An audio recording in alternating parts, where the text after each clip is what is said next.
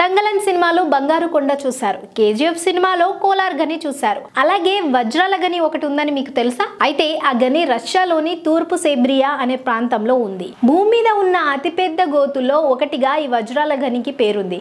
దీని వెడల్పు 1200 మీటర్లు, లోతు 525 మీటర్లు. తొలిసారిగా ఈ గనిలో వజ్రాల నిక్షేపాలు ఉన్నట్లు 1955లో సోవియట్ భూగర్భ శాస్త్రవేత్త యూరీ కబర్దిన్ గుర్తించారు. సోవియట్ ప్రభుత్వం 1957లో ఈ గనిలో ఉన్న వజ్రాలను వెలికి తీసేందుకు మెర్నీ మైన్ పేరిట పనులు ప్రారంభించి అప్పటి నుంచి 2001 వరకు ఈ గనిలో వజ్రాల వెలికితీత కొనసాగింది. తర్వాత కొన్నేళ్లకు ఈ గని మూతపడింది. తర్వాత కొన్నేళ్లకు రష్యన్ వజ్రాల కంపెనీ ఎయిరోసా చేతిలోకి వెళ్లడంతో మళ్లీ వజ్రాల కోసం గనిలో వెతికే పనులు ప్రారంభించారు. ఈ వజ్రాల గని ప్రారంభమైనప్పటి నుంచి నేటి వరకు ప్రతి ఏటా సగటున 1 కోటి కెరట్లు అంటే 2 కిలోల వజ్రాలు వెలికి తీశారని రికార్డులు చెబుతున్నాయి. మరో 40 ఏళ్లకు పైగా ఈ గనిలో వజ్రాలు వెలికి తీసే అవకాశం ఉందని ఎయిరోసా కంపెనీ చెప్తుంది. ఈ విషయం కేజీఎఫ్ డైరెక్టర్ ప్రశాంత్ నీల్ కు తెలిస్తే ఈ గని మీద సినిమా చేస్తాడేమో.